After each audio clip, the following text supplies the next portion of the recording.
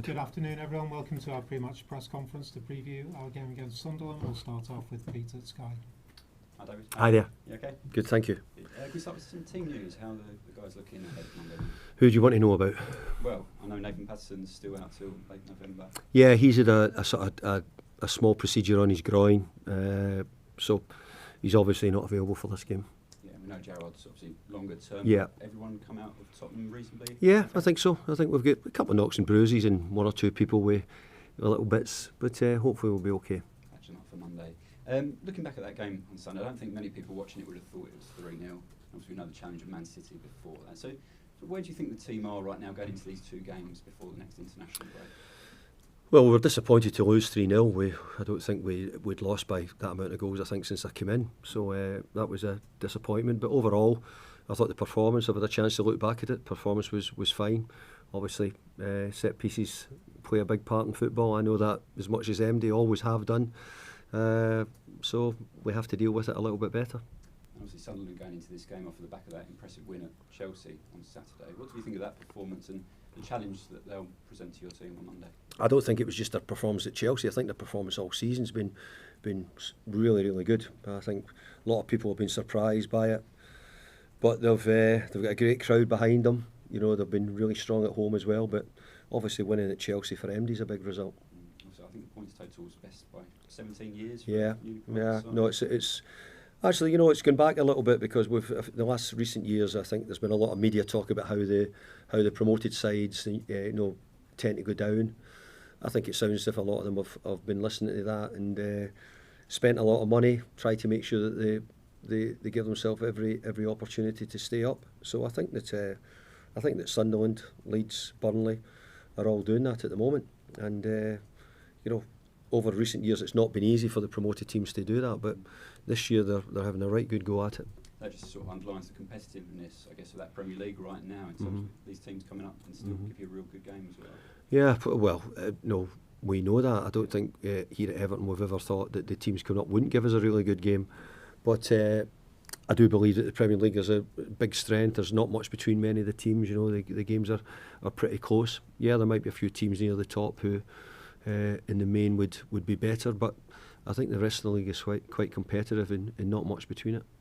Your first time taking the team back to Sunderland since your season there. How do you reflect on that year or that season from your time in Chelsea? I had a really good time. I love being up there. Difficult in as much as that we didn't do so well, but overall I had a really good time at Sunderland. It was a good club. Maybe at that time we were just a little bit on the back end of a sort of difficult period, but no, it was a good time. I had no problem with that. Just disappointed that we didn't do a bit better. I think it was Jordan Pickford's first time back there since obviously he was there with you that season, wasn't he? Can you tell us a little bit about how he's developed since you first met him there and had him in the team there? And obviously the keeper he's become now, 80 caps for England, signing that contract as well. He's hugely developed since then because he's come on greatly. Personally, he's done a lot of really good things. As a young boy, he was an outstanding young goalkeeper, and most teams in the country would have been interested in him at the time. But Everton got him early, and he's gone on to be a really good servant for Everton.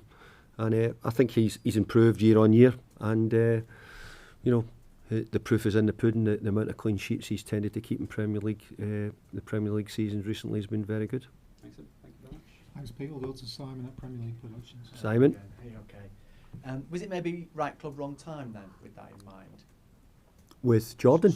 Not for you. I mean, he'd probably still happily be Yeah, I think possibly it was in some ways, but overall, it was. I think in management you have to experience different sort of opportunities. I explored the one at Sunderland, and just unfortunately we didn't get things to go for us. I look back at it and with disappointment, but moved on from then. Sunderland have moved on, and I've moved on since then as well. It does feel like, to some degree, that Everton is a similar club in many ways in terms of the history, the fan base, and perhaps they're now starting to match the ambition of this club. Yeah, we're in a city with a really good team in Liverpool, which we have to be competitive with. Sunderland, if you work up at Sunderland, you've got to be competitive with Newcastle United, and you can see how well Newcastle United are doing. But Sunderland are challenging them this year. over the years we've challenged Liverpool in the city here, maybe not recently. So, and maybe the same with Sunderland. Sunderland maybe recently haven't challenged Newcastle, but hopefully both Sunderland will challenge Newcastle and we'll challenge Liverpool a little bit as well. I know you mentioned set pieces there. Sunderland, another one of the clubs at the moment who are trying to utilise that long throw quite a lot. Yeah. I don't know if you saw this week, Jolyon Lescott was writing about the time when you and he were here first time round, and about how you found a way to sort of overcome that, and he was quite praiseful of you. Well, I think that I think in years gone by we always used long throws, or you expected teams to use long throws. You found a way to stop or to counteract it. Them scoring or throwing. Yeah. So he was saying that when you were here first time, that you got them all on the line and then rushing out to do it, and it was a way that everybody should pick up. Trying to think of how I was doing that. Jolene must know more than me now. Must have wrote it down. So I can't remember that, but I'll need to. Maybe if you ever saw what Jolene was saying, I'd remember. But I think everybody's looked at set pieces over the time, and it's become very much in fashion. But I never thought it really had ever gone out of fashion, to be honest. Have you found a way to negate it without going with all your secrets? No, I don't think you can absolutely negate it, because I don't think there's anybody that good. I think we're seeing some incredibly innovative set pieces, whether it be corner kicks or long throws, and people are doing it. But I don't think you'll ever have it done exactly. But I think we'd always sort of take pride in making sure that we were good enough to sort of defend it, or maybe score now and again from them as well. Thank you. Thanks, Simon. We'll go to Julia at Radio on Merseyside. Hey, David. Just on that then, there's been a lot of former managers talking this week about set pieces and all that type of stuff, and you're saying it's constantly evolving.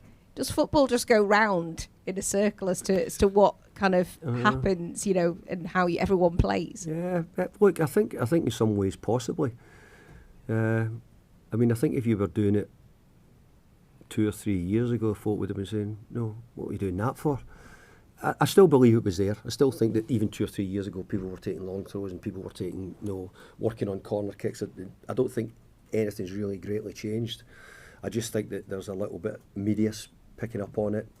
The team at the top of the league scoring more goals from set pieces than even open play, for example. So I've always thought at West Ham we were very good at set pieces. We had good deliverers with Craig Dawson who could head it.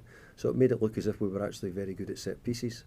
Quite often you need people who are really good deliverers, and quite often you need people who are very good at heading the ball as well, and brave. I think you can have the best set piece coach in the world, but if you don't have anybody who can deliver it and you don't have anybody who can head it, you'll still not get any success. So it is a big topic at the moment, yeah. We've sort of had this discussion before that strikers are always judged on goals, and fans get frustrated when they don't see the goals going in. There were chances against Spurs to get some goals.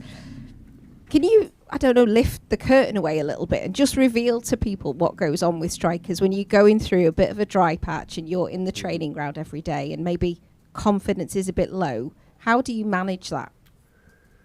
Well, you're right with the question, because, obviously we want our centre-forwards to score more goals. I think whatever we say, we are making more chances, we're having much more of the ball than we've had, we're being more creative in what we're doing. So this is where you're hoping that we make a few more chances and the forwards get it. And we've just, a couple of the games recently, we've just not quite got on the end of 2 or 3 things, which maybe on another day we do. Changes the outcome, changes the mood. So it's very difficult for MD. Footballers can lose confidence, when their form isn't so good. Could be a centre forward, could be a centre half, goalkeepers. They all need to have confidence to play well. But centre forwards are the ones which sort of thrive on the feeling of getting the goals. So, look, all you can ever do is keep putting them in the right positions, and hopefully that they'll get the goals. We also have to get plenty of balls in to give them those chances to do so. If strikers are low on confidence then, and I don't know if that's the case with Beto and Tierno right now, do at some point you have to say, do you know what, I'm going to try and fix this in another way, such as, Illiman has played striker. Could he come in, or do you think you just keep going with this and hopefully they'll get a goal? Of course, I will look to see if there's other options. If I think that I'm not getting what I want, then I'm going to look to see what else there is. I wouldn't, but we've got two people who are number 9s and, you know, are that way. Ellie, you mentioned, you know, it gives you less sort of focal point, gives you very little, you know, changes how you may have to play and build different times if we do that. We've got one or two other people who could possibly come into that debate as well. But no, we won't bury our head in the sand. We're certainly thinking about it. Lots for you to do there. That's why you're in the manager's seat. I just wanted to mention as well, Seamus Coleman, in the last international break, I think he got a player of the match performance for Ireland in one of his games and did really well. Mm-hmm. How close is he to your thinking? Could he come back in at any point into the first team? Mm-hmm. Seamus has done really well. I was pleased to get the games for Ireland because it got him some more minutes under his belt, got him a bit more match ready. So yeah, he's never been out my thinking, but in the main, the form of Big Jake's been very good. We've not really had any reason to do it. It gives us a lot of other things, gives us a little bit more stature. He's a very quick boy, so it gives us a lot of other things. So, but Seamus has always been there, and as far as I'm concerned, he'll always be there or thereabouts. Thank you, good luck. Thank you. Thanks, Julia. Any further questions in the open section before we move on? No? Okay, thank you.